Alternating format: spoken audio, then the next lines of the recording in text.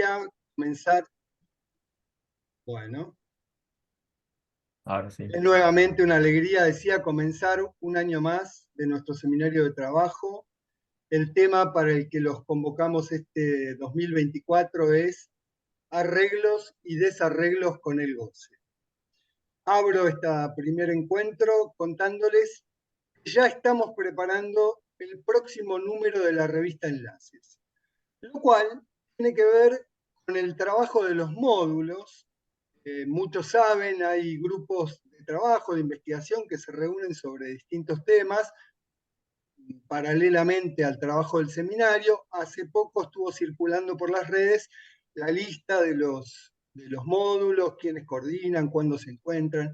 Entre ellos, por ejemplo, el módulo de cine va a tomar en su primer encuentro el sábado 23, en un lugar muy bonito y porteño, una obra, una película que mencionaré hoy. Este anuncio de que va a salir el próximo número de la revista Enlaces tiene que ver también con la dimensión del tiempo, porque se trata del número 30. Es decir, hace mucho tiempo que hacemos esto y seguramente va a ser un número muy especial. Les cuento, la fecha para enviar los trabajos es el 20 de abril. Nuestro próximo encuentro, la segunda cita, la segunda clase de este seminario va a ser el 15 de abril, dentro de un mes por los feriados de Semana Santa y el feriado de Malvinas. La clase llevará por título Nuestros modos de goce. Van a presentar a Alejandra Antuña, Sandra Petracci y va a estar como comentador invitado Marcelo Barros. Creo que ya muchas veces he tomado posición respecto de la actualidad política. Esta vez, pero tiene alguna conexión con esas habituales alusiones al contexto social, quiero contar dos mini recuerdos muy personales. Yo era muy joven y me lo crucé estando con mi hijo, con mi primer hijo muy pequeñito, y él me dirigió una sonrisa en la localidad de La Paloma. Lo que me sorprendió, que él me conociera o me reconociera. No sabía entonces que ese gesto anticipaba la buena disposición con la que aceptó y participó en cada actividad a la que lo convoqué. Muy poco tiempo después, yo seguía siendo muy joven, en un evento en la escuela, en la sede de Callao, era a punto de unas jornadas anuales, vino él a saludarme y a preguntarme muy afectuosamente por mi familia. Recordaba, cosa que hasta ese instante yo no recordaba para nada, a todos y a cada uno, su familia y la mía, en las gradas de un club, viendo y alentando juntos al equipo en el que jugaban mi hermano menor y su hijo, creo que también el menor, Santi Indar. Hubo entonces esta breve introducción a nuestro seminario en la memoria de uno de nuestros referentes, de un testarudo que fue siempre fiel a sus posiciones ético-políticas, lo que podía ser para nada infatuado y muy cariñoso. Quizás esta mención merecerá seguramente mejores homenajes, pero en relación con lo que esbozaré y con nuestro contexto, pueda cerrarse reiterando el último posteo en Facebook de Juanqui, psicoanalistas de clase media idos al paraíso. Bien, si tuviera que ponerle un título a esta introducción, sería Revisiones de la ética. Para introducir el debate sobre el tema de este año y mi trabajo, como siempre, de investigación, y muy brevemente, pues Mónica tiene mucho para transmitirnos y luego hará su propia introducción blanca, plantearía algunas ideas y un par de viñetas. Las líneas de trabajo serán desde dos momentos claves y de transformación de la doctrina y la clínica de nuestra praxis, por parte de la enseñanza de Jacques Lacan. Seminario 7, la ética del psicoanálisis, y el seminario 20, aún, Juan Koch. Como él mismo lo sitúa, y en varias ocasiones han subrayado tanto Jacques Miller, Eric Lorán y otros, como las presentaciones de sus dos éticas. Lo cito, así comienza su seminario aún, su primer capítulo se llama justamente El goce, y va a poner, luego de esta introducción que voy a leer, rápidamente a los dos personajes con los que va a trabajar durante prácticamente todo el seminario, para trabajar cuestiones sobre el goce, el hombre y la mujer, y en una cama. Y comienza, sucede que no publiqué la ética del psicoanálisis. En esa época era de mi parte una forma de cortesía. Después de usted se lo imploro, se lo empeoro, haciendo alusión a su seminario anterior, o peor. Con el tiempo, sigue, descubrí que podía decir algo más sobre el asunto, ¿no? Que va a hablar de eso. Me percaté además de que mi manera de avanzar estaba constituida por algo que pertenecía al orden del no quiero saber nada de eso. Uno podría ya preguntar, ¿de qué? Del goce, de la uni. Sin duda ello hace que pese al tiempo esté yo aún aquí y que lo estén ustedes también. Me asombra siempre, aún, dice. Vuestro no quiero saber nada de cierto saber que se les transmite por retazos será igual al mío. Dice, no lo creo y precisamente por suponer que parto de otra parte, en ese no quiero saber nada de eso, se hayan ligados a mí. De modo que si es verdad que respecto a ustedes yo no puedo estar aquí sino en la posición de analizante, de mi no quiero saber nada de eso, de aquí a que ustedes alcancen el mismo, habrá mucho que sudar. Es decir, que pagar por el goce, como dirá más adelante en el mismo seminario. Bien, me parece que sí es posible intentar leer o releer estas dos canciones, la obra de Lacan, desde la enseñanza de Lacan, de la lógica de aquel texto temprano de Miller, Patología de la Ética, en tanto agregan la cuestión de la responsabilidad del sujeto respecto de sus actos, pero ahora leyendo el viraje de las cuestiones éticas del deseo, oponiendo en su momento el entusiasmo vital espinociano a la perversión, de las cuestiones éticas del amor, yendo del amor cortés al modo femenino o lacaniano de amar, o de escribir al amar, pudiendo así arribar a que un sujeto pueda hacerse responsable de los desarreglos y arreglos con el goce. Podemos también partir poniendo a la vez en discusión el título mismo de nuestro seminario, de este seminario. Trato de argumentarlo muy brevemente.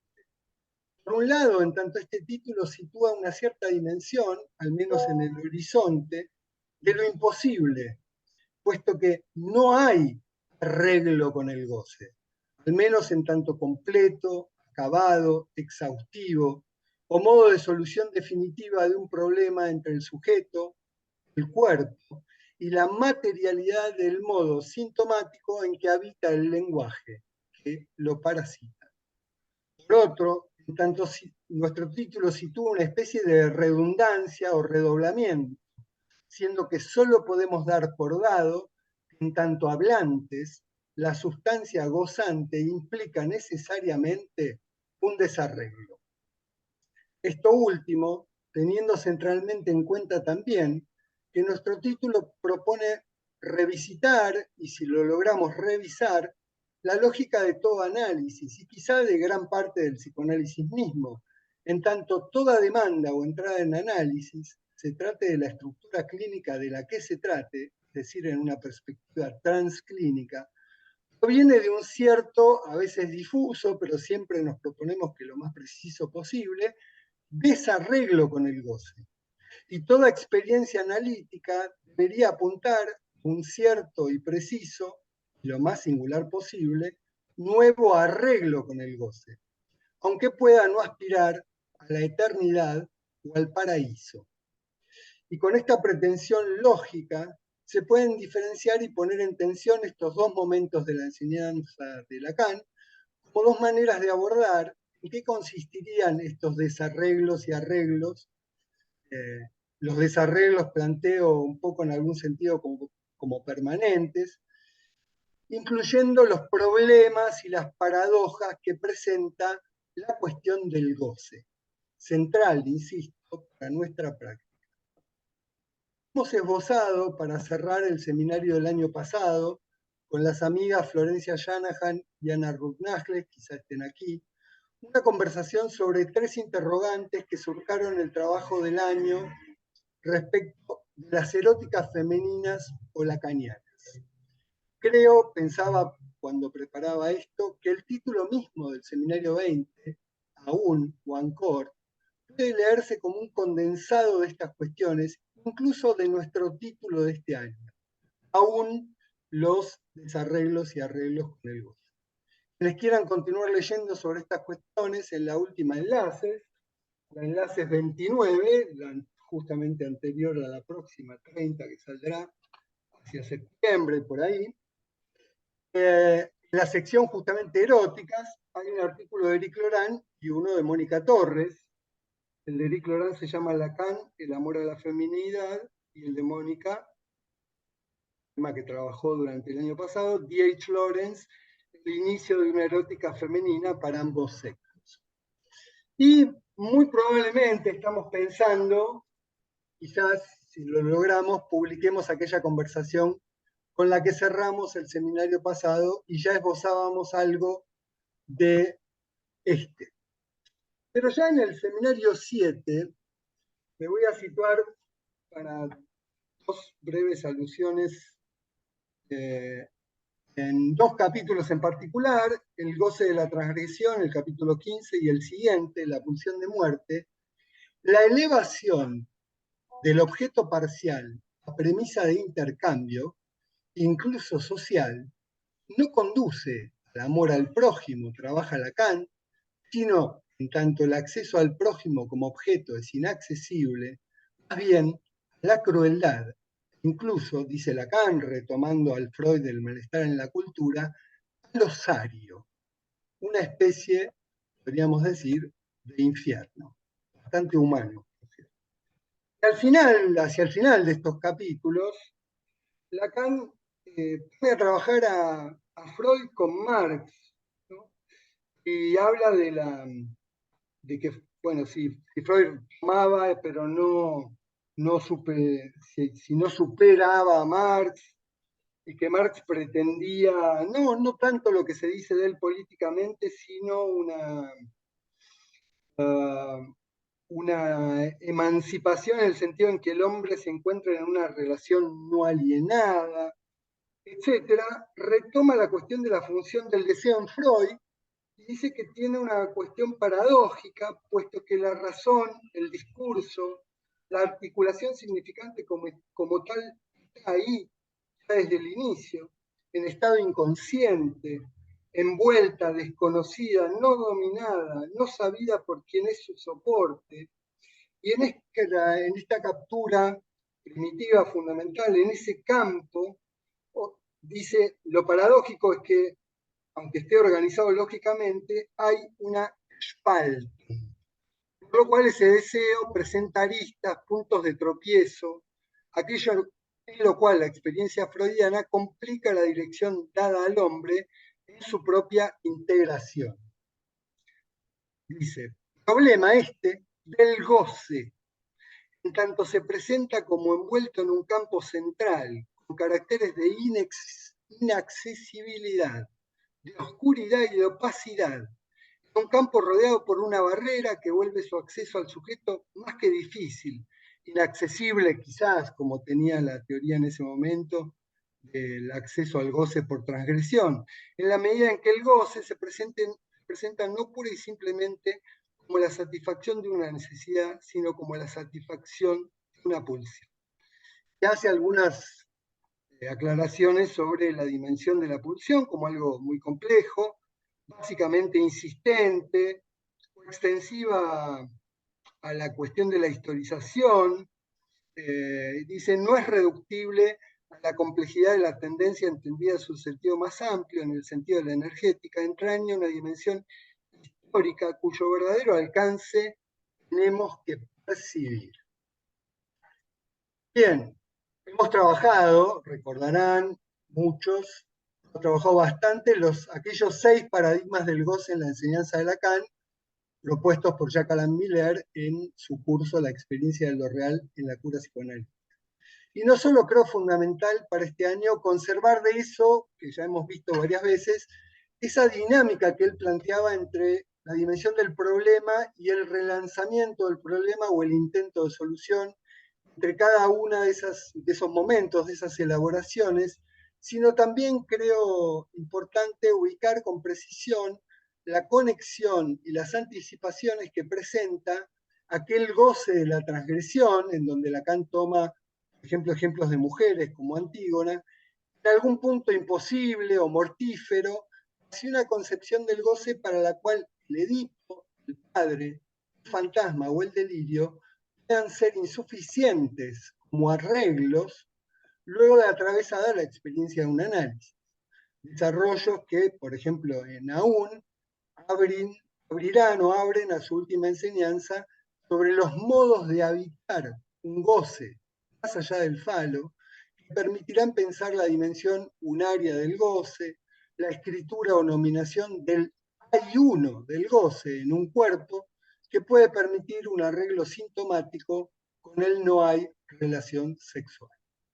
Es decir, quizá la relectura que propongo se pueda tomar bien, por ejemplo, del curso Extimidad de Jacqueline Miller. Mónica ha trabajado mucho sobre ese curso, publicado bastantes artículos, creo que las maneras de aparición del objeto A en ese curso, etc. Pero la idea es, por lo menos en mi línea de trabajo, releer el seminario 7 desde el B. Finalmente, y en una primera articulación con esto que les propongo introducir al trabajo, dos pequeñas pinceladas tomadas del arte y de lo leído y visto en el verano. Una, porque teniendo uno el intenso y proliferante afecto de percibirnos como ingresando en un otoño cada vez más oscuro de nuestra civilización y en particular de nuestra sociedad, me encontré medio por azar con una perla distópica completamente inesperada para mí en leerla y para mí en que haya escrito eso, que descubrí en el último y póstumo libro de Almudena Grandes. Su título es Todo va a mejorar.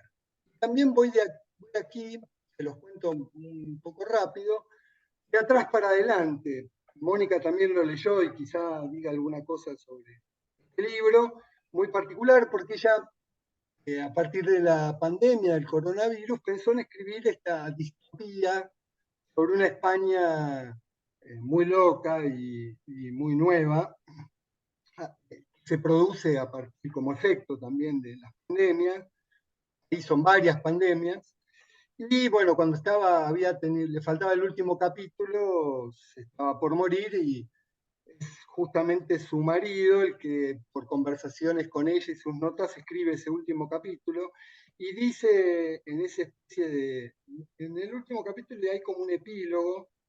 Ella escribió una ficción para abordar las tensiones establecidas entre la libertad y los cuidados. Es el tema de nuestro tiempo. La idea de la dinámica de definir la libertad como la ley del más fuerte, una incitación para pensar en el futuro de unas sociedades democráticas que habían entrado en el vértigo del desprestigio político y de la conversión de las identidades nacionales en supermercados. La realidad de la vida en común, de la necesaria salvación colectiva, podía despertar recelo en los partidarios de entender la economía no como un bien social, sino como la eficacia de un mercado dispuesto a sustituir y falsear la lógica de las instituciones públicas.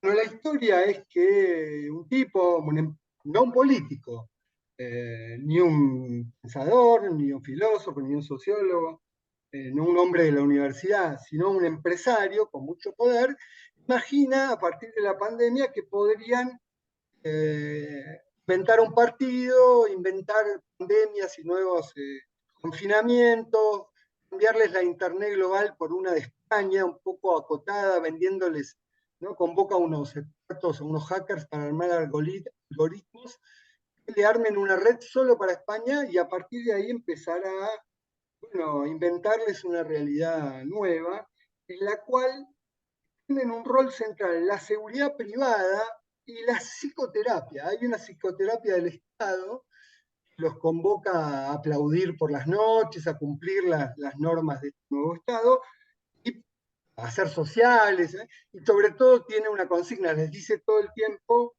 todo va a mejorar. Se trata de un Estado nuevo, pues piensan esto que lo pergenian, no podemos conservar las instituciones que han estado al servicio de la vieja democracia corrupta, el Estado convertido en una empresa privada. Supongo que a todos les resonará bastante. Incluso piensan mantener la cohesión de una organización sin ideología definida, más allá del culto ilimitado a la eficacia y la gestión. Su poder no rebasaría en ningún caso el segundo escalón de la administración del Estado.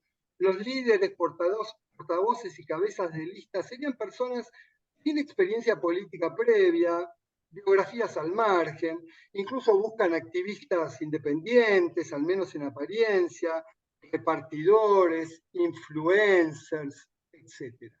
Y todo esto se le ocurrió a este tipo que crea este partido. Bueno, la distopía tiene un final en donde se abre una posibilidad de un cambio a este estado de cosas, porque el tipo pesca, dice, el coronavirus nos ha enseñado que es muy fácil confinar a la población de un país entero, conseguir que sus ciudadanos renuncien voluntariamente a los derechos y las libertades que sus antepasados conquistaron con sangre en una lucha que duró siglos, inundarlos de propaganda y noticias falsas en el grado óptimo para restringir su acceso a una información veraz, desarmarlos, neutralizarlos, inmovilizarlos, sin que duden ni por un instante de que su sacrificio es imprescindible para conseguir un bien superior.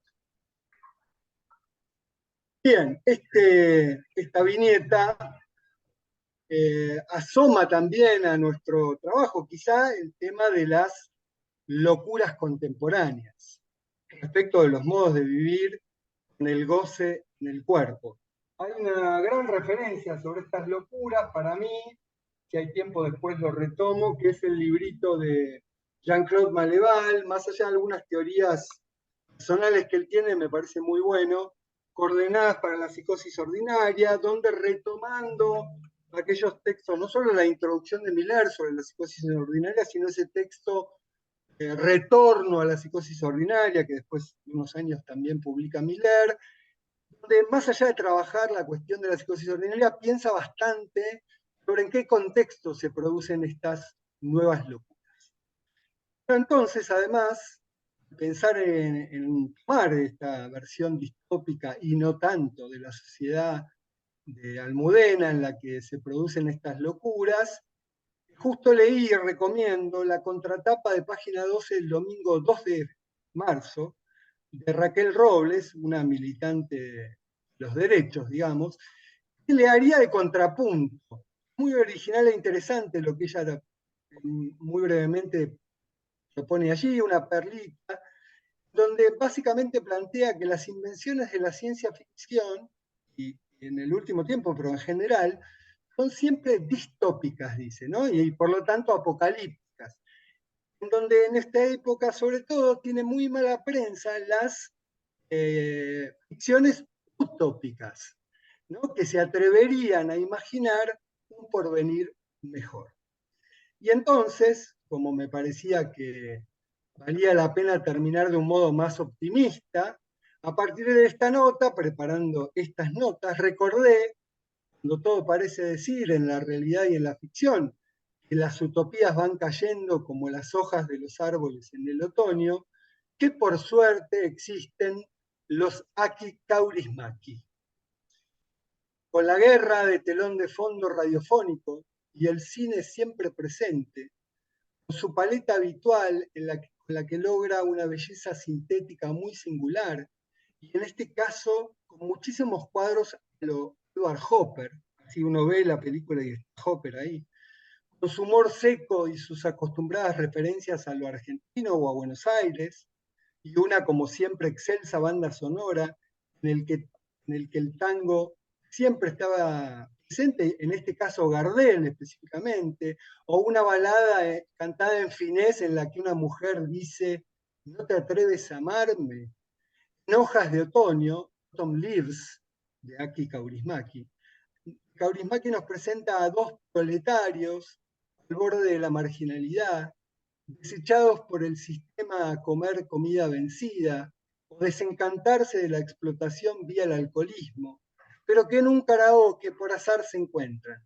Van al cine y luego de varios desencuentros y peripecias, lo que liga esta viñeta con los inventos en la sexuación o las eróticas, se anuda, uno podría decir, en el film, la interrogación por la erótica y en particular por el necesario arreglo de goce que implica el encuentro amoroso. Kaurismäki sabe de esto, al menos en este hermoso film, y sabe también diferenciar el saber hacer femenino del problema de dichos desarreglos y arreglos. Ya está decidida y plantea precisas y firmes condiciones respecto del problema con el goce de él, así como también respecto de la encrucijada masculina, tener que exponer el goce, ser arrollado por una locomotora como modo de poder dejarse arrojar de encuentro. Tal vez se pueda leer, a partir de este film, en ella, en el personaje de ella, que se trate de que el deseo permite al goce condescender al amor, y en él el amor permite hacerlo condescender el deseo. Una de las cuestiones centrales del debate del año pasado.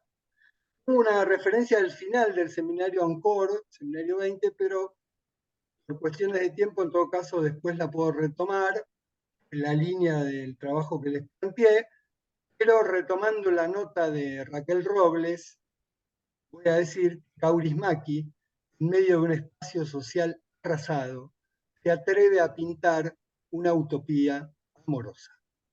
Gracias. Y le doy la palabra a Mónica. Bueno, buenas tardes a todos.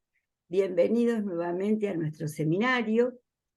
Siempre muy contenta de comenzarlo, entusiasmada. Entusiasmo que me dura todo el año, así que está buenísimo. Debo decir que voy a dejar la introducción teórica a la introducción que hizo Pablo, tomando el seminario de la ética y el seminario aún, y también las dos referencias que tomó, la película la vi, Hojas de Otoño, y también leí la novela de Almudena Grandes, Todo va a mejorar, con la cual por ahí, si llego, voy a decir algunas palabras. Solo les diré que no tiene nada que ver con todo lo que ella escribió hasta ese momento. Ella escribía mucho sobre la Guerra Civil Española y le faltaba un libro para terminar. Cuando la toma la pandemia y entonces emprende este otro camino, que es un camino, podríamos decir, más políticamente actual, ¿no? Todo va a mejorar, nos puede sonar a nosotros como frase que escuchamos, todo se va a arreglar. Es muy parecido, todo se va a arreglar, a todo va a mejorar. Y el partido se llama Nuevos Ciudadanos, Soluciones Ya. Soluciones Ya con signo de admiración. O sea que tiene sus resonancias, ¿no? Pero bueno, voy a ir por otro camino después de decir esto porque me parece que lo tomó ya Pablo. Bueno, ustedes saben que ya terminé el año pasado con una referencia a una novela sobre el discurso capitalista, que fue la novela Trust, en inglés, confianza, y a la vez emporio, de dinero, y que en castellano fue traducida, el autor es argentino, y ganó el premio Pulitzer, vive en Nueva York, es Hernán Díaz, y la novela se titula Fortuna. O sea que me ocupé bastante de estos temas ya desde fin del año pasado.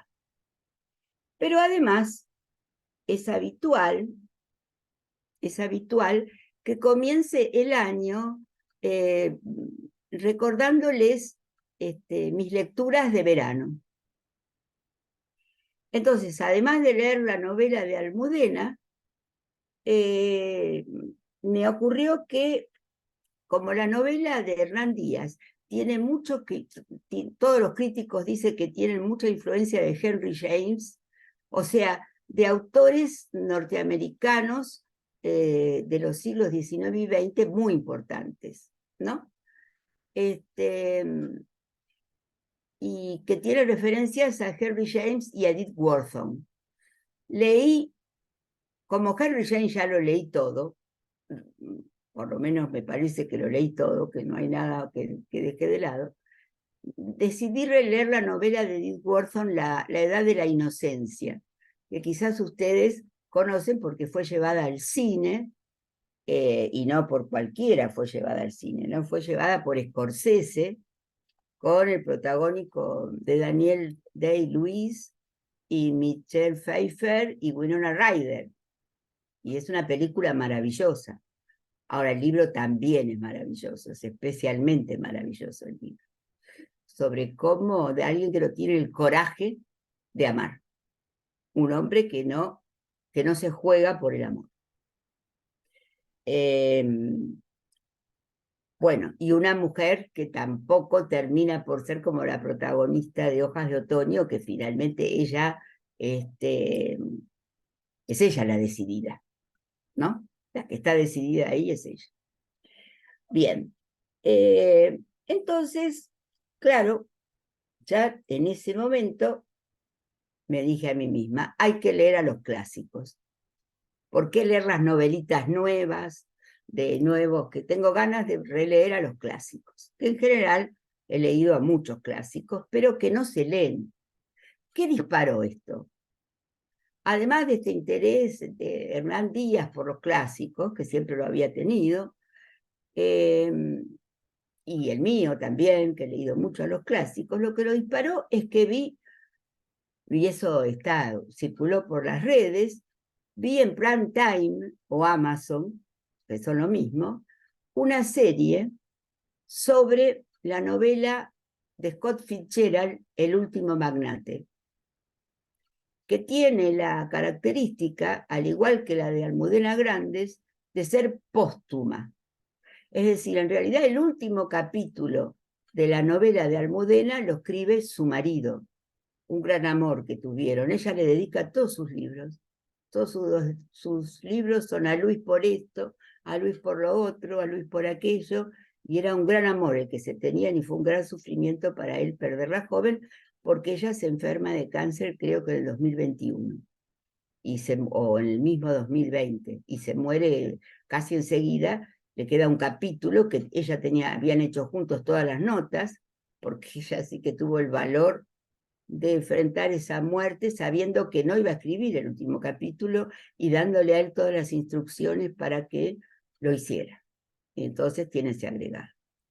Scott Fitzgerald, esta es su última novela, cuando muere repentinamente de un ataque al corazón, está escribiendo el capítulo 6 del último magnate y sufre un ataque cardíaco, tiene 44 años, es muy joven, realmente, y también la venía escribiendo hacía 3 años, y dejó muchas notas que algunos se tentaron de reescribir.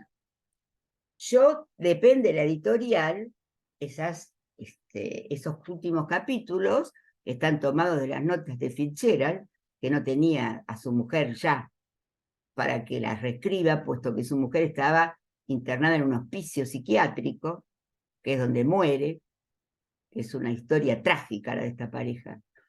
Y entonces, bueno, diferentes traductores han tomado diferentes versiones que hay de esos últimos capítulos.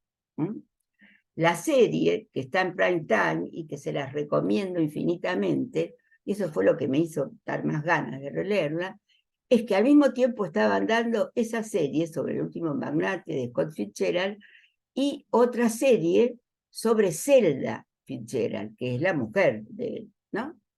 La mujer de toda su vida. porque era un hombre de la elección particular, no de la degradación general. Y ambas tienen una sola temporada, y son magníficas ambas, se las recomiendo, cómo están hechas, actuadas, filmadas, todo. ¿Y por qué no tuvieron una segunda temporada? Porque la gente no las veía. Porque miran en Netflix, qué sé yo. Yo no digo que yo no veo Netflix, pero digo que es más interesante. Entonces me dio como una especie de indignación. Dije, ¿cómo es posible que la gente ya no pueda, ya no, digamos, leerlo? Ver una serie sobre una novela de Scott Fitzgerald o sobre la vida de Zelda Fitzgerald. Y entonces dije, bueno, habrá que retomarlo. Y encontré la forma de retomarlo. Bien. ¿Por qué Scott Fitzgerald? Había que buscar en Lacan una razón, ¿no? También debo decir que hay una película que agradezco muchísimo a Carla Leonardi, que me la hizo llegar, que es de 1976, y que lamentablemente no hubo otra manera de verla que doblada al español, y en la cual hay actores de la talla de Robert De Niro, Jack Nicholson, Robert Mitchum, Jean Moreau, y Tony Curtis, y sigue la lista. Es impresionante la cantidad de actores que aparecen, y la dirige Elia Kazan, o sea, tampoco es cualquier director, ¿no? Aún así, si la consiguen, véanla. Yo la conseguí gracias a Carla, como les dije, y soporté, que nunca soporto verla doblada, porque no se podía ver de otra manera, porque es difícil ver a Robert De Niro hablando en gallego, y tratándose de que está hablando de Scott Fitzgerald, ¿no? Es verdaderamente difícil, aún así lo hice. Y debo decir que me gustó más la serie.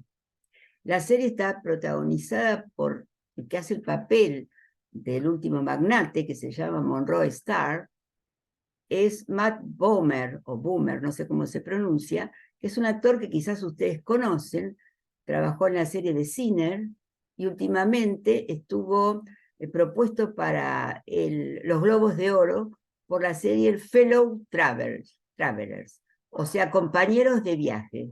Es una historia sobre la homosexualidad masculina, un amor, un tremendo amor homosexual, pero ambos pertenecen, sobre todo él, al mundo de la política, en épocas en que no era posible que esto se hiciera manifiesto, y entonces lo ocultaron durante toda la vida. Esto incluye un final bastante triste con la aparición del SIDA. Pero se los digo por si alguien la vio. Este actor hay que buscarlo porque es muy bueno haciendo ya sea personajes de heterosexuales o de homosexuales. Él tiene una familia con un compañero, en lo cual tienen hijos, y sin embargo, así como los heterosexuales pueden interpretar muy bien a los homosexuales, viceversa también pasa. Muy bien, es un gran actor, haga lo que sea. Me gustó más que el personaje, cómo interpreta el personaje de Scott Fitzgerald, que Robert De Niro, lo cual es mucho decir, ¿no? Bien. Bueno, entonces me dije, ¿por qué? ¿Cómo puedo enganchar a Scott Fitzgerald con Lacan? Entonces recordé, ustedes muchos lo saben, y los que no lo sepan,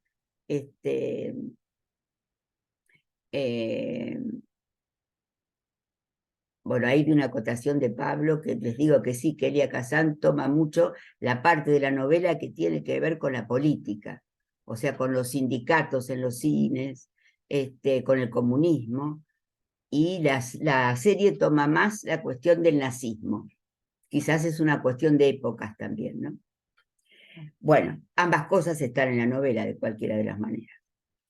Bueno, entonces pensé que Lacan, ustedes recuerdan la famosa nota al final de su seminario 4, en el capítulo sobre Juanito, cuando en la última clase, que es del 3 de julio de 1957, le dice a los estudiantes, a los que estudiaban con él, que bueno, que les recomienda como lectura de verano ¿no?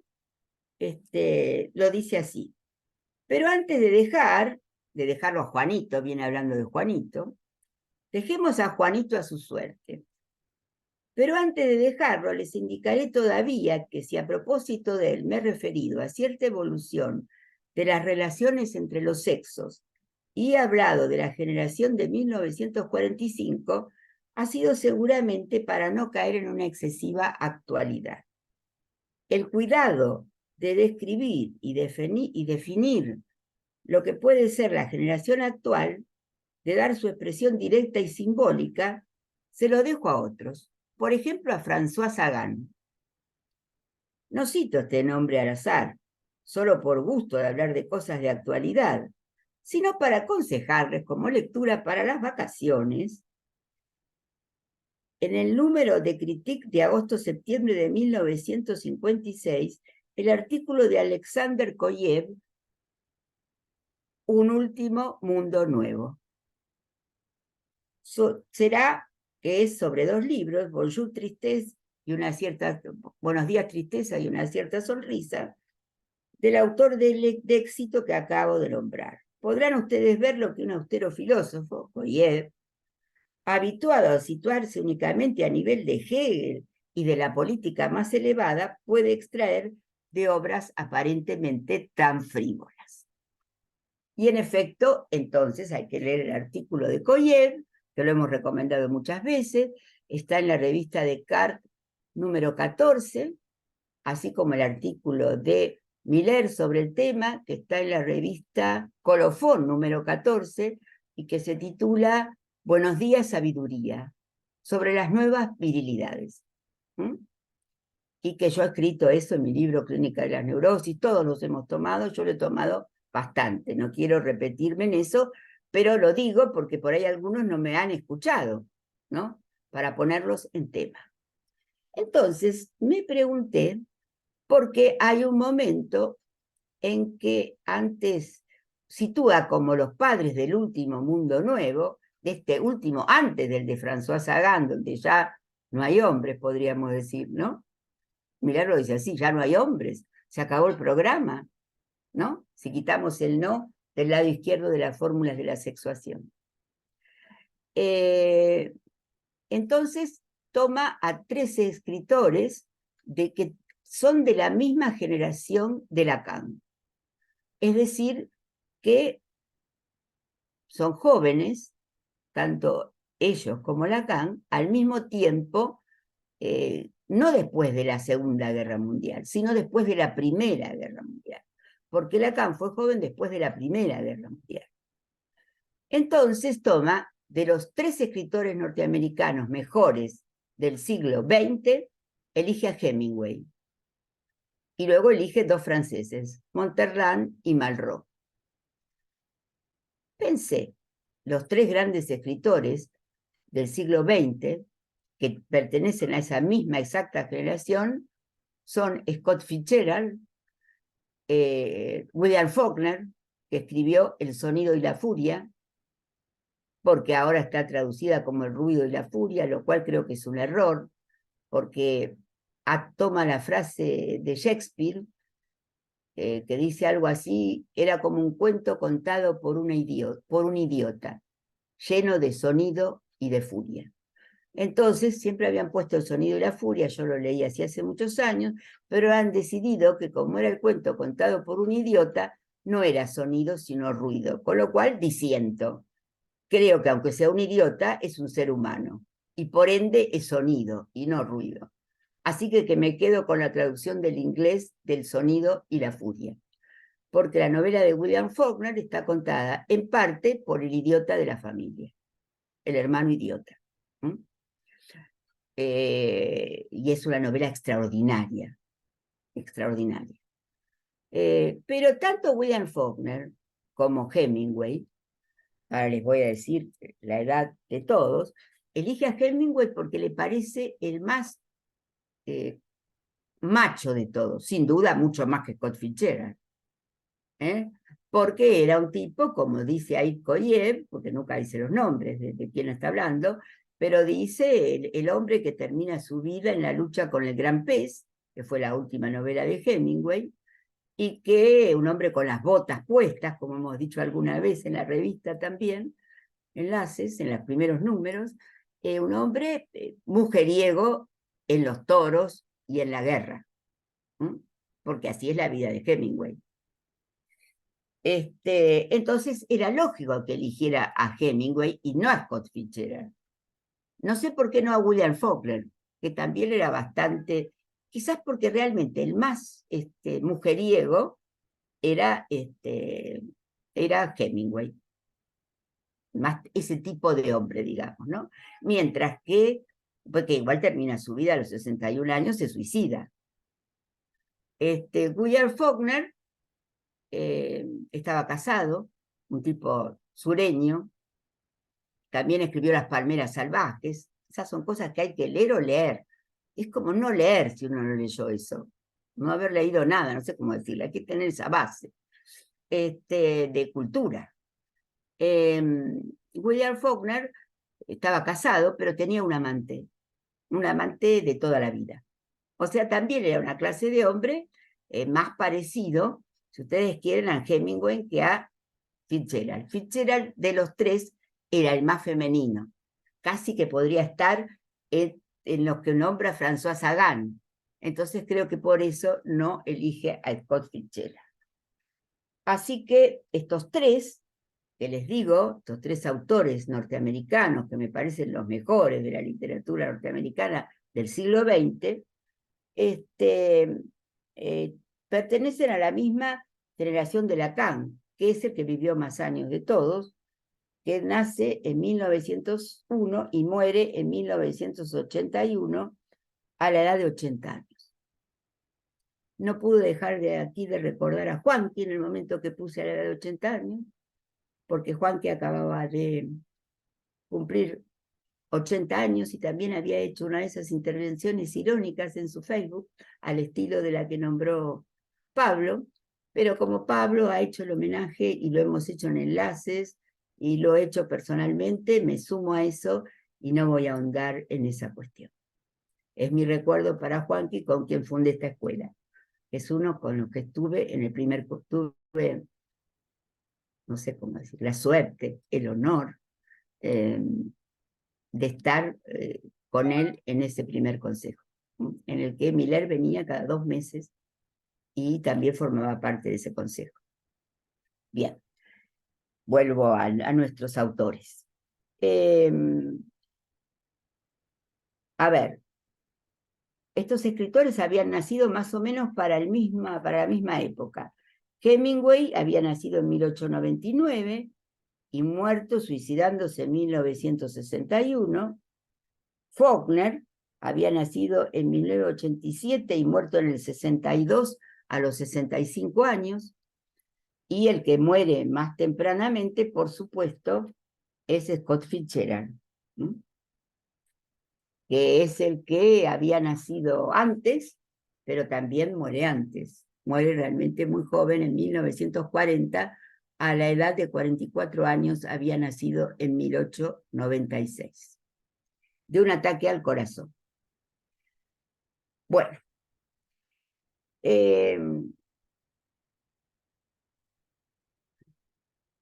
es Hemingway el que escribió París era una fiesta, pero es Fitzgerald también, como Hemingway, el que la vivió. Aparecen en la película Medianoche en París, de Woody Allen, aparecen Scott Fitzgerald y su mujer Zelda, porque ellos estaban siempre juntos, así como también aparece Hemingway. Es precioso. Esa parte de Medianoche en París es especialmente preciosa, porque son los nombres que están en los asientos de un bar en París que se llama Demago, y que están todavía esos nombres, porque era donde iban y se sentaban a tomar café. Yo cada vez que voy a París voy a ese bar y busco dónde sentarme para recordar a Sartre, Simone de Beauvoir, en fin, todos los intelectuales de una determinada época. Y están Hemingway, Scott Fitzgerald y Zelda Fitzgerald. Bueno, por otra parte, Scott Fitzgerald y su mujer Zelda vivieron París era una fiesta hasta el fondo.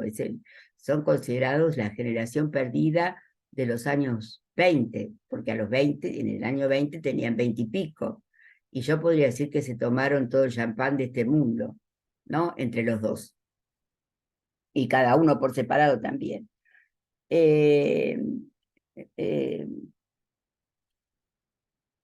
él, muy famosa, es su novela El Gran Gatsby, porque fue llevada al cine 2 veces.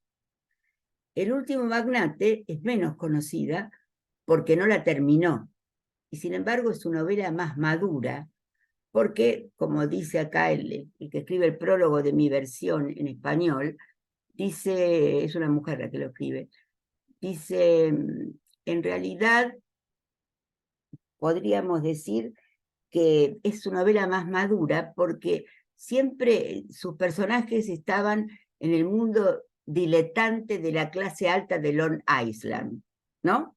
Como pasa con el Gran Gatsby. Son ricos, tienen mucho dinero, o nuevos ricos o de la aristocracia, pero son ricos.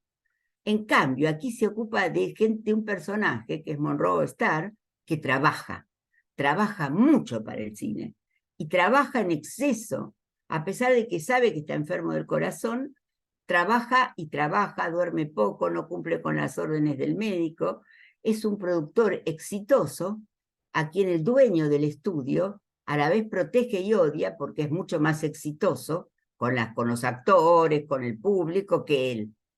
Entonces le tiene una especie de odio, con lo cual en el final, sobre la muerte del personaje, hay varias versiones que deja Fitzgerald, porque, ¿no?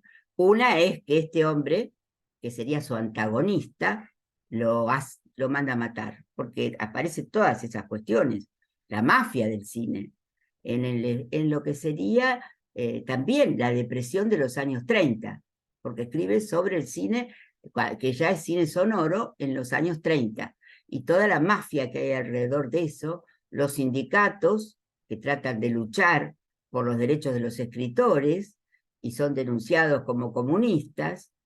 Este otro hombre, su antagonista, que es el dueño del estudio, que tiene un nazi que le invierte y por lo tanto le dice que puede publicar y que no.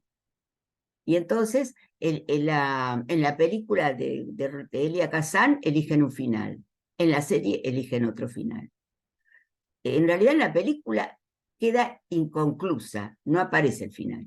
Aparece él caminando por los estudios desiertos por la huelga de escritores, que también aparece en la serie La huelga de escritores, pero solucionaron que fuera una sola temporada, matando al protagonista de un ataque al corazón, como murió el propio Fitzgerald, que evidentemente era un doble de este hombre, ¿no? Porque esto fue escrita en cierta madurez de Scott Fitzgerald cuando su mujer ya estaba internada en un manicomio, que había sido su cómplice, su mujer en todos los sentidos, porque en realidad Fitzgerald fue exitoso desde su primera novela. Tuvo mucho éxito con su primera novela, cuando tenía 24 años, que se llamó Del otro lado del paraíso. No confundir con Al este del paraíso, que no es de él. Al otro lado del paraíso. Es su primera novela y es muy exitosa. Y para casarse con Zelda, que era una chica, no digamos de la aristocracia, sino de la clase media alta sureña, hija de un juez, a la que la llamaban la niña bonita porque estaba llena de pretendientes, y el padre solicitaba que él tuviera que tuviera dinero, que si quería escribir, que escribiera, pero que fuera un escritor famoso. Entonces él es famoso con su primera novela y ahí se casa con ella. Ahí el padre permite que se case. Ella viaja a Nueva York a casarse con él y a vivir en los términos de él. Pero se casan por iglesia, que era un requisito del sur católico. En realidad, debemos decir que es una pareja extravagante, muy extravagante, que competían mucho al nivel que parece que se robaban las ideas, en la serie Zelda parece como que él le copiaba ideas a ella, porque ella también escribía, y me enteré gracias a Mariana Dopazo, que tienen un libro conjunto que yo no había leído, que se llama Pizcas de Paraíso, y que está escrito por ambos, y que tiene un prólogo de la única hija que tuvieron juntos, a la cual él se llamaba Francis Scott Fitzgerald, y a ella le puso Frances, con E en vez de con I, Scott Fitzgerald. Y entonces ella firma Scotty. Y se ocupó de reivindicar un poco esta relación. Yo no lo tengo al libro. Me dice Mariana que no se consigue en el país, pero ahí lo está mostrando Pablo. Ella me lo va a prestar, dijo, así que estoy más tranquila. Bueno, él había tenido, Scott Fitzgerald era un hombre, ¿cómo yo podría decir? Era un hombre que se enamoraba perdidamente de una mujer. Había tenido antes otra Golden Girl, una chica de oro, antes que Zelda, de la que se enamoró perdidamente, pero esa era de clase muy alta. Se llamaba allá Ginebra King, y a él desde el nombre se enamoró, porque Ginebra era la mujer del rey Arturo, y King quiere decir rey. Entonces se puso, era un hombre muy hermoso, muy atractivo, se puso en la cabeza que tenía que conquistarla, y con Ginebra no lo logró. Sí lo logró con Zelda, que también era de una clase más alta de él, que había nacido en Minnesota, o sea, y era hijo de un vendedor, al cual no le había ido muy bien, pero no era de la clase social de Ginebra, porque a eso no tuvo acceso. Parece que el personaje Daisy de El Gran Gatsby está inspirado más en Ginebra que en Zelda. Pero esas son las dos mujeres que se le conocen. O sea, por eso digo que es un hombre de la elección particular y no de la degradación general.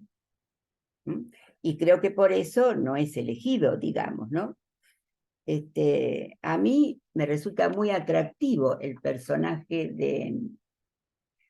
de Monroe Starr, que es el productor el que les hablo, que además trabaja cine, con lo cual en la serie está reconstruido todos los estudios de los años 30, los grandes estudios, o sea que los que aman el cine tienen que ver esa serie, consíganla como quieran, pero la tienen que ver porque es imposible no verla.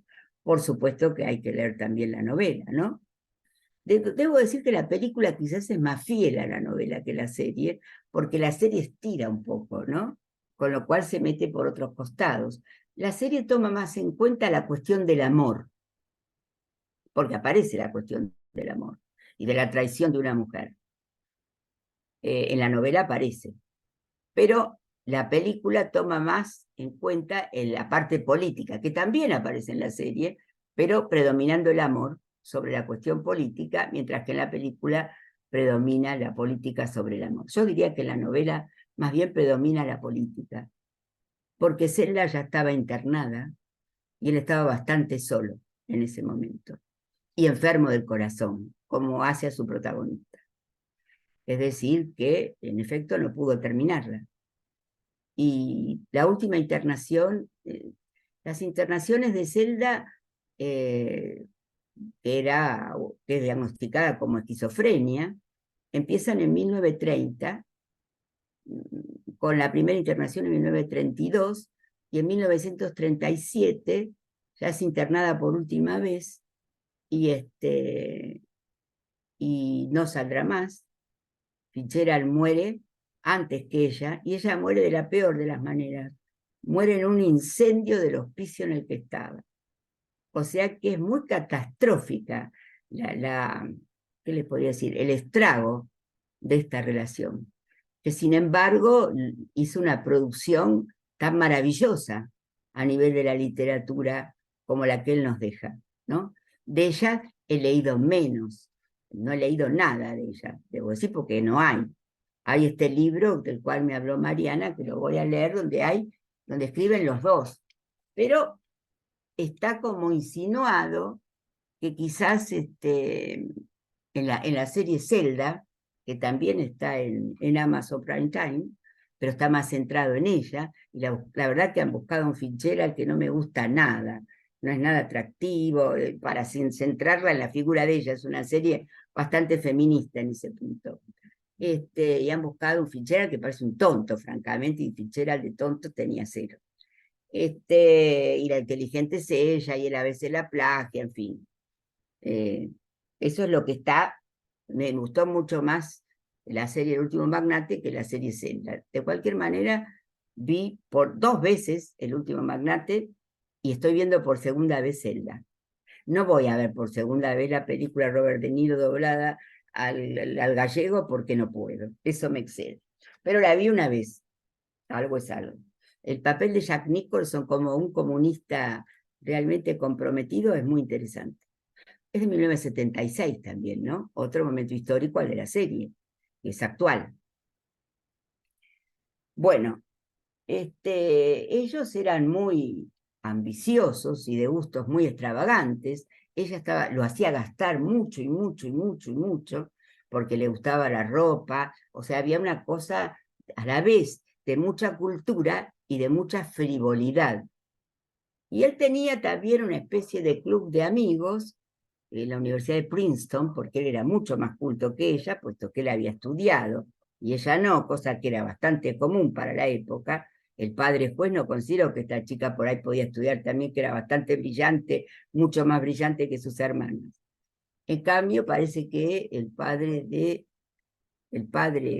que trabajaba como vendedor de Scott Fitzgerald sí le pagó una universidad importante, y es así que él pudo escribir. Vivía también muy pobremente en Nueva York cuando se casa con ella.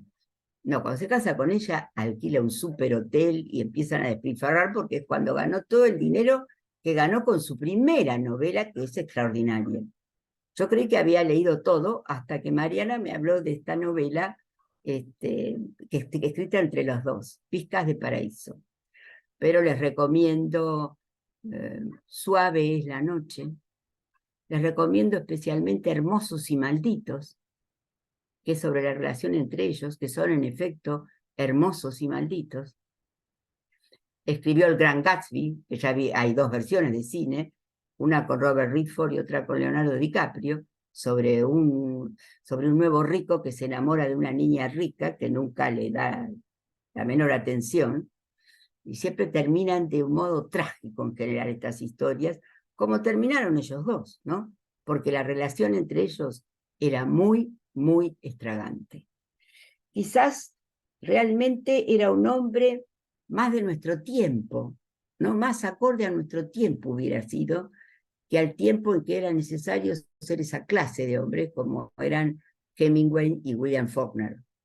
He de decir que cuando yo en mi juventud leía los 3, a mí el que más me gustó fue William Faulkner, que es el que más premios tiene, por otra parte, porque Scott Fitzgerald se murió muy joven. No estoy segura, pero creo que William Faulkner y Hemingway también son premios Nobel de literatura. Y son geniales. Hay que leerlos, ¿no? Son esas cosas por las cuales hay que pasar. El propio Thomas Eliot, del cual hemos hablado aquí porque lo toma Lacan en su Seminario de la Angustia, Thomas Eliot dice que Scott Fitzgerald es el mejor novelista norteamericano después de Henry James, que es un poco que es anterior, ¿no? Henry James y Thomas Eliot nacieron en Estados Unidos, pero escribieron en Inglaterra. Scott Fitzgerald viajó por el mundo, pero siguió escribiendo en Estados Unidos hasta su muerte. Y su última ocupación fue el cine. Tendría mucho más para decir, pero voy a dejar aquí para darle la palabra a Blanca, porque venimos un poco escasos de tiempo cuando hablamos los 3. Pero abrimos puertas de lectura, digamos. Blanca. Bueno, sí, Pablo, hace manito yo también. Buenas noches a todos. Sí, quizás tengamos que reformular por ahí, repartirnos 2 y 2 a esta altura del partido, tal vez sea lo mejor. Yo empecé a cortar lo que tenía para decirles. En realidad, yo sí voy a tomar una introducción teórica. porque para este año me interesaba trabajar, tomar el sesgo del lugar del cuerpo en estos arreglos y desarreglos con el goce. Lo pienso a partir de una referencia de Lacan del seminario 19. Tranqui que hay tiempo, me dice Pablo, sos un lindo. Sí, de una referencia al seminario 19, cuando Lacan plantea que el ser hablante, por así decirlo, es esa relación perturbada con el propio cuerpo que se denomina goce. Así entonces, uno podría ubicar a lo largo de la enseñanza de Lacan distintas relaciones perturbadas con el cuerpo a partir del goce. Yo iba a ubicar 3, solo las voy a mencionar, o quizás diga algunas cositas más, ¿no? La primera la encontramos en el cuerpo imagen del estadio del espejo, y es una, si tuviéramos que ubicar allí de qué goce se trata de ese júbilo que se produce en el momento de la identificación con la imagen unificada que contrasta con el cuerpo fragmentado. Por supuesto que esto no es sin un soporte simbólico, que es el soporte que da el nombre del padre, ni el ideal del yo, ni sin el lugar del ideal del yo que le da su normativa. Hay que saber lo que ese jubiloso ajetreo no es privativo del niño de entre 6 y 18 meses. Todos seguimos teniendo nuestro jubiloso ajetreo toda la vida frente a nuestra imagen unificada del narcisismo. Luego, la otra canción que a mí me gustaría situar, puesto que Pablo habló de la pulsión y que es uno de los temas con los cuales armamos nuestro argumento, es el cuerpo que podríamos llamar libidinal, pulsional o erógeno de los seminarios 10 y 11. Es un cuerpo que, además de seguir siendo una construcción simbólica imaginaria, incluye un real que se presenta en ese momento como el objeto A. Es un cuerpo que podríamos decir está constituido por un agujero que es la zona erógena, esa de la que ya nos hablaba Freud, alrededor de cuyo borde se conforma la superficie del cuerpo. Lo interesante de esto es que ese agujero a veces, la mayoría de las veces, en el mejor de los casos podríamos decir, simbolizado como castración, como como falta, a partir del falo. Ya ese podríamos pensarlo como otro posible arreglo con el goce, ¿no? La clínica quizás nos habla de cuando algo de ese arreglo no empieza a funcionar del todo. El cuerpo del que hablamos cuando hablamos de arreglos y desarreglos con el goce, concretamente el cuerpo hablante del seminario 20, Encore. Pablo se encargó de darnos el nombre en francés, nombre que el mismo Lacan equivoca con Encore, en cuerpo. El cuerpo hablante y su misterio es además solidario de un concepto fundamental que aparece a esa altura de la enseñanza de Lacan, que es la lengua y su relación con el lenguaje. Hago esta introducción porque he pensado, que, digamos, en lo que me ha organizado para pensar el cuerpo en los arreglos y desarreglos con el goce, son 2 referencias de Miller que quisiera sí leerles casi textuales. La primera, tomo estas referencias porque mi idea es que no solo hay que están los arreglos y desarreglos con el goce, sino que también esto incluye los arreglos y desarreglos con el propio cuerpo. Mónica y Pablo han tomado sus referencias de la literatura, que es su gusto. Yo lo había pensado más bien en relación a la danza, que es el mío. También me gusta la literatura, pero también me gusta mucho la danza. Entonces, me preguntaba si puede la danza hacer un arreglo con el goce y con el cuerpo. Así podría decirle que si tuviera que ponerle un título a mi clase hoy era Arreglos con la danza. La primera referencia a Miller, entonces, que me ha servido de guía, está extraída de su comentario sobre la tercera. En ese comentario sobre la tercera va a decir Miller lo siguiente. cuerpo vivo goza y la lengua está hecha de ese goce. Pero la lengua mortifica el cuerpo, mortifica el goce del cuerpo, o sea, lo reprime en lo que Freud llamaba las zonas erógenas del cuerpo, y lo elabora bajo las diversas formas de lo que Lacan llama objeto A. Por eso situé esos cuerpos anteriormente. Del hecho mismo de que es hablante, resulta que el cuerpo humano está en problemas con su goce. Este le resulta opaco, se presenta siempre como algo en exceso. En el ser humano, Parlet, el goce es siempre como un síntoma del cuerpo, como un real. No anda. El goce viene como un plus. Es, dice Lacan, un plus de gozar. Como verán, esta cita relaciona cuerpo, la lengua y goce, no sin el síntoma. La segunda referencia que quiero ubicar es del curso de Miller, Sutilezas Analíticas, de una clase que se llama Mutaciones. Y es interesante además porque Miller dice que va a usar el término mutación para referirse a la referencia de la que partió Pablo hoy, que es una de las dos referencias que partió Pablo, que es el Seminario 20, en donde diciendo allí que Lacan hace una mutación en relación al goce y no una transformación.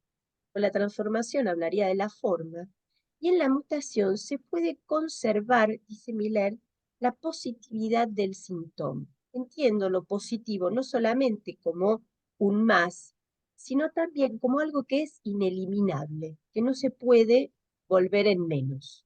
¿Sí? Entonces, para ubicar este trabajo que hace Miller en esa clase sobre el plus, vuelve sobre Freud y la homeostasis freudiana. Va a decir, hay un equilibrio, una homeostasis del principio del placer, y más allá de esta homeostasis está el displacer, o esa forma de placer especial que es el goce, como un plus de.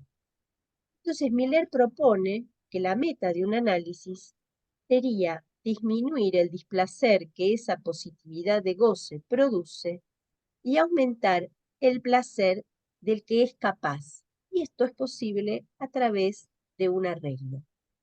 Dice Miller, se necesita que la cosa se arregle de otro modo para que la cantidad de displacer que les procura su síntoma disminuya. Ustedes estén más cómodos con él. Hace referencia a Lacan cuando habla de la satisfacción que marca el fin del análisis.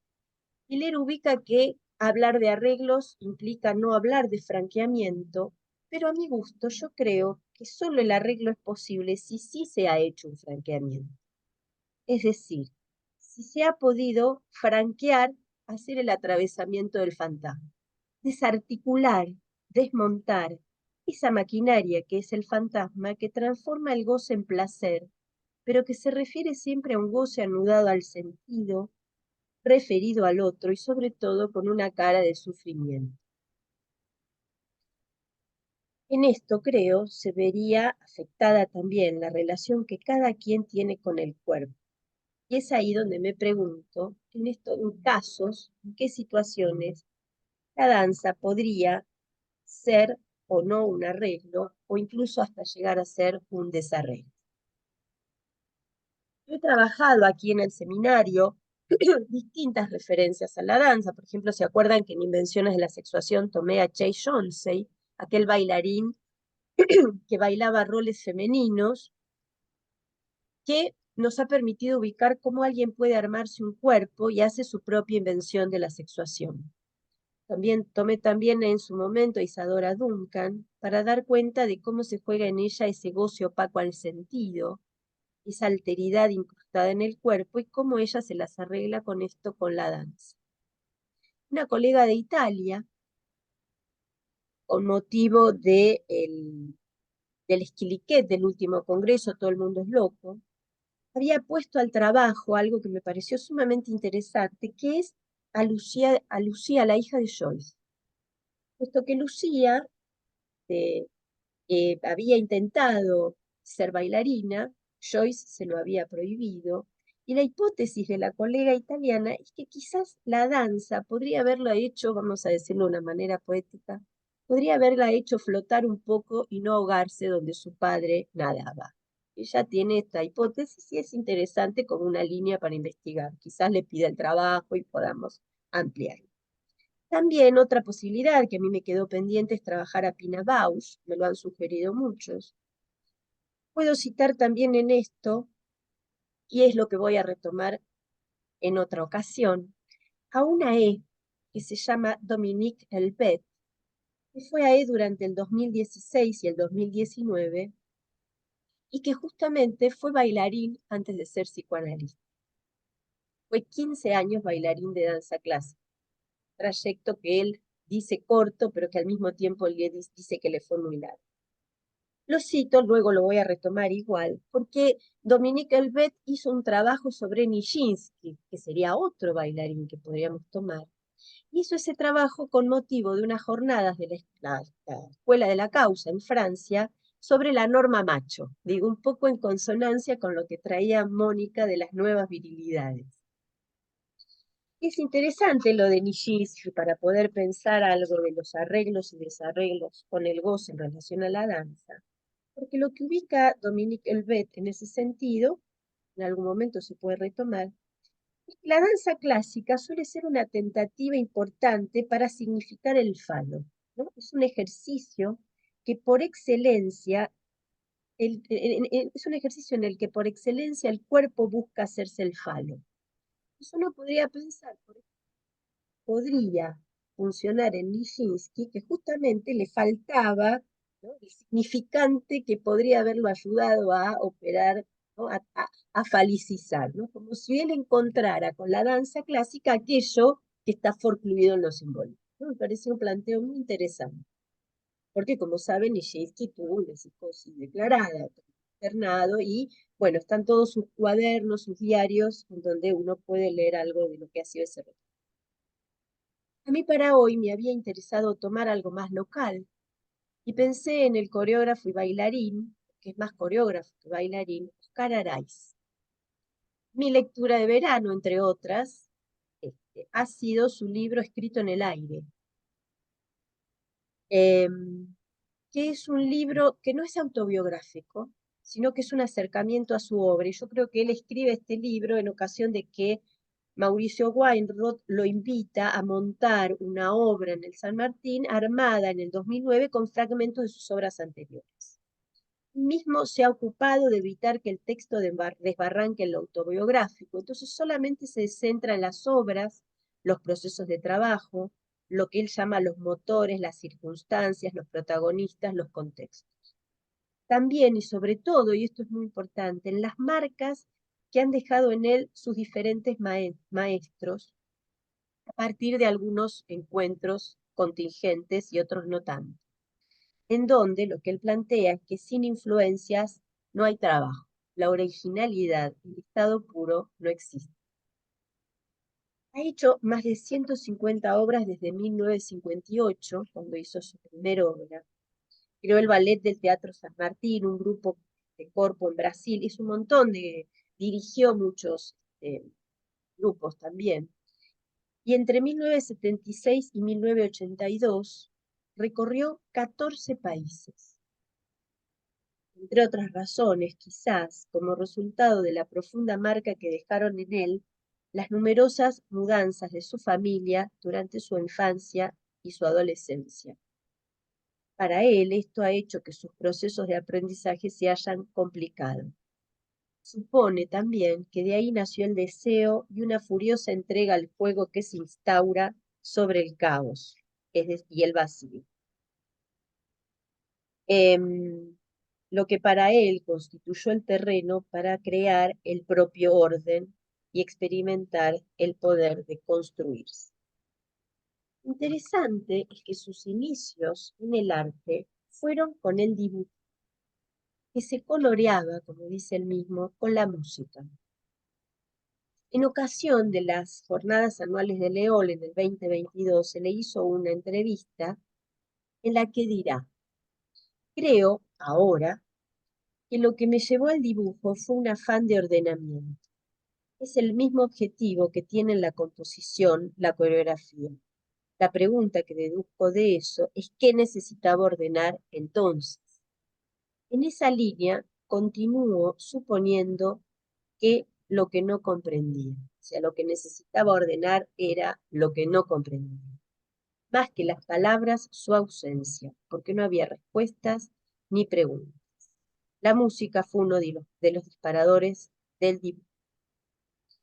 Dibujaba deseos, se materializaron en su estado primitivo. O sea, además que él dibujaba sobre la consagración de la primavera, que es una obra que hiciste mucho para él, y que lo hacía sin saber lo que era un coreógrafo.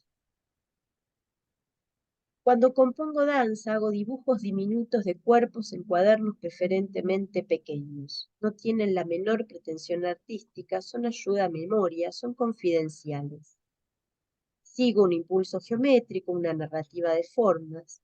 No comprendo esa larga discusión entre lo que es abstracto y figurativo, que me parece bastante gratuita, porque el espectador, el lector, el receptor, está absolutamente libre al interpretar los signos. En esa rendija es por donde se cuela la poesía, lo indecible. Se ha influenciado incluso por la poesía que conoció por su madre, el cine, con films de Bergman, Kurosawa y Elia Kazan, y las fuerzas sociales con lo que le llevaron a usar distintas técnicas y materiales, siempre proponiéndose no dar un sentido. Me parece que lo interesante de la obra es que a pesar de que, por ejemplo, toma una novela como Boquitas Pintadas y bailan, seguramente la habrán visto el año pasado en el San Martín, bailan partes de textos, está todo el tiempo yendo contra el sentido. Es lo que me parece muy interesante de su obra. Y entra la danza porque justamente una profesora de danza, él estaba todavía en Bahía Blanca, lo invita a tomar clases de danza luego que ve los dibujos que él hacía en ese taller donde había ido de pequeño. Voy a saltear algunas cosas. Ganó su primer premio de concurso de croquis sobre danza, o sea, en estas mudanzas viene a vivir a Buenos Aires y gana un concurso de croquis sobre danza en el que debía plasmar la obra de Renate Jotelius. Allí conoció a su maestra y es cuando decide dejar a su familia, ya siendo un adolescente de unos 18 o 20 años, no tan adolescente, y se va a vivir a La Plata. Y ahí empieza su carrera como bailarín y en cierto sentido también como coreógrafo. En esto de lo que yo les decía de ir contra el sentido, él ubica, por ejemplo, que se trata de bailar la música y no con la música, para poder despegar al movimiento de las correspondencias musicales. Esos cuadernos que él menciona son su campo de juego y están llenos de cosas también sin sentido. Geometrías del cuerpo, números, vinilos, ritmos, repartos, fragmentos de lecturas, algunos los reproduce en este libro que les cuento. Desarrollos de acciones teatrales, análisis de personajes, apuntes de clase, palabras claves. Lo interesante también es que él reconoce que hay en todo esto una producción que a él le permite, y dicho casi textual, satisfacer la mirada. Mirá, bueno, también está el humor, y no hay que dejar de lado también ese encuentro con Renata Yushey, con el que ella dice de una manera muy simpática que es como si hubieran armado un matrimonio que lleva más de 50 años, ¿no? Juntos han trabajado muchísimo y tienen un entendimiento muy particular. Mira que ser coreógrafo es como ser una suerte de retratista, un atento observador de la vida, que toma lo esencial de lo que la vida enseña. Es decir, que la coreografía, como podríamos deducir de la cita que yo les dije antes de la entrevista, permite abrir esa rendija por donde se cuela lo indecible, no las palabras, sino allí donde ellas desfallecen. En todo caso, cuando él trata todo el tiempo de denunciar el sentido engañoso que tienen las palabras, podríamos decir, porque no pueden atrapar lo real. Dirá, los bailarines se sienten más confortables con los movimientos que con las palabras, porque nosotros mismos traicionamos a las palabras. Es por eso que podríamos decir nosotros, escribe en el aire y ordena así su propio caos. Les decía que me acordé de Dominique Elvet en este punto, porque lo que dice en una entrevista que le realiza a Dominique Elvet Violaine Clement, es que su primer análisis lo alejó gradualmente de la danza, pues había perdido la función que la danza había tenido hasta entonces, que era tratar el trauma. El análisis, nos dice, se apoderó de lo que lo había llevado a la danza. Produjo un apaciguamiento de los síntomas al poner a trabajar al inconsciente. A los 30 años dejó de bailar por completo, aunque, dice, sigo bailando en mi cabeza, pero ya no tengo que escribirlo con el cuerpo. A diferencia de Oscar Araiz, podríamos decir, y agrega, digamos que lo escribo de otra manera.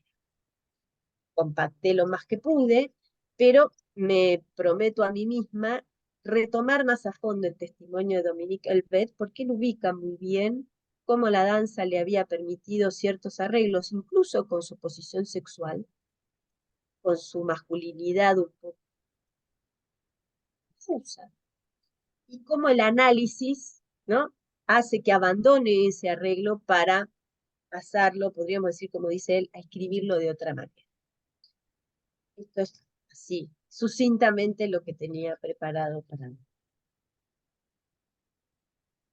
Yo quisiera decir unas pequeñas palabras porque acá mis parteners del ser de A3 no quisiera que quedara que yo no tomé teoría, porque lo que quise decir es que no iba a empezar citando muchas obras, porque ambos hablaron de teoría. Por supuesto que yo también tomé un sesgo, no solo el de las nuevas virilidades, sino el del partener síntoma o partener estrago, o sea, las cuestiones del amor, que siempre insisten para mí, ¿no? Y que retomo de diferentes maneras y que, bueno, hacen un poco al nombre enlaces. Es decir, estos diferentes enlaces, como el que hubo entre Zelda y Scott Fitzgerald, que no solo hablan de la virilidad de él, sino de la diferencia, bueno, si el síntoma de él estaba en la literatura y el estrago le impidió la vida, o si al revés, lo que le permitió escribir fuese partener estrago, aún que era un partener estrago. Es decir, hay bastante para decir sobre ese tema también, solo que yo no quise decirlo, digamos, como teóricamente. Le dejé a Pablo que empezaba que tomara los arreglos y desarreglos del goce, pero todo de lo que hablé es de arreglos y desarreglos del goce. Arreglos por el lado de cómo escribía, desarreglos por la manera en que vivió, lo que lo llevó a una muerte tan prematura. Y bueno, está la esquizofrenia de ella, que yo dudo que no estuviera desde el primer momento. Es más, en la serie se puede ver que estaba desde el primer momento. Era una chica un poco loca. Después va a ser una esquizofrenia, no podemos culpar a él, pero que había un enganche ahí del orden del partener estrago, sin duda. Eso es todo.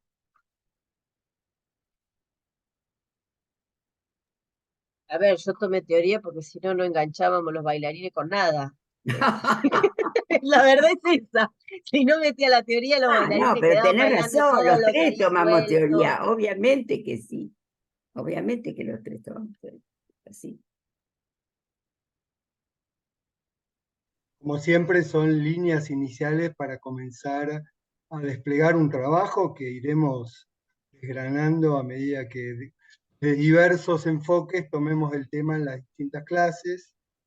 De todos modos, si alguien quiere participar, hacer algún comentario, alguna pregunta, podemos tomarnos un ratito para conversar.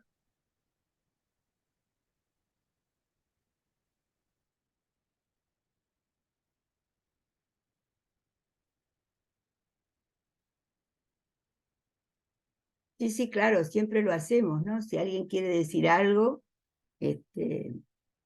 encantado. Preguntar, aportar. Tiramos, digamos, puntas los tres. El puntapié inicial. Sí.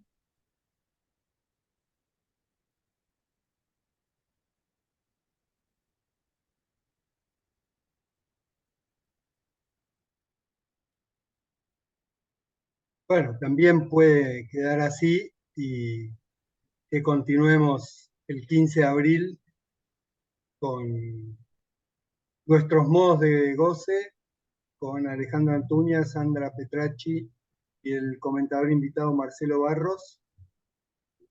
Hay agradecimientos en el chat. Eso, comenzamos y seguimos la próxima, ¿les parece? ¿O alguien quiere decir algo? Que lo Veo una diga. manito por ahí, ¿puede ser? Ah, si hay una manito, adelante. Adriana Pérez dice que quería comentar algo. Y yo no veo que nadie haya levantado la mano.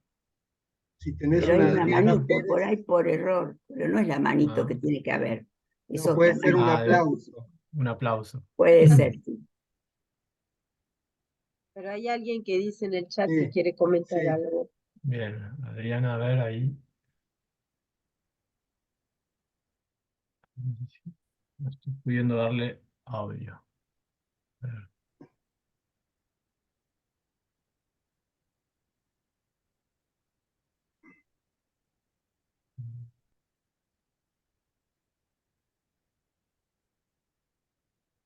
Ahí está. Ahora le puedo activar. A ver, ahí Adriana, podrías activar tu Sí. micrófono. Ok, no, en realidad me tengo que retirar, pero más allá de lo que estaban refiriendo a lo último, a ver un segundito que saco esta pantalla. Me parece que cada uno a su manera transmite la pasión por lo que lo atraviesa. Esto me parece que es lo que, al menos, la teoría lo atraviesa. Por ejemplo, en el caso de Mónica, que ese entusiasmo por la literatura, el cine, nos transmite. Y está atravesada por la teoría, porque los arreglos y desarreglos con el goce está siempre atravesando, ¿no es cierto? Este es un poco la introducción teórica de Pablo. También me parece interesante y lo que introduce Blanca respecto a la danza. Entonces, cada uno con su rasgo, diría, ¿sí? En todo caso, como hoy es la primera reunión del año, me parece que es como una presentación, ¿no? Esto nomás, y aparte Una muy interesante. apertura. ¿Eh? Una Es- apertura. exacto, una Tres apertura. aperturas. 3 aperturas, cada uno con lo suyo. Perfecto. Bueno, Sí, sí, es gracias. exactamente eso. Adriana, Ujú. muchas gracias.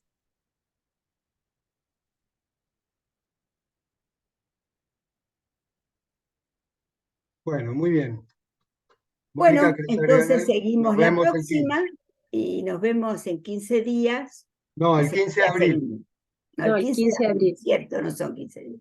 Es el 15 de abril. Eso. Muy Hay muchos bien. feriados. Bien. Bueno, Muchas hasta la gracias a próxima. Chao y todos. gracias a Hasta la todos. próxima.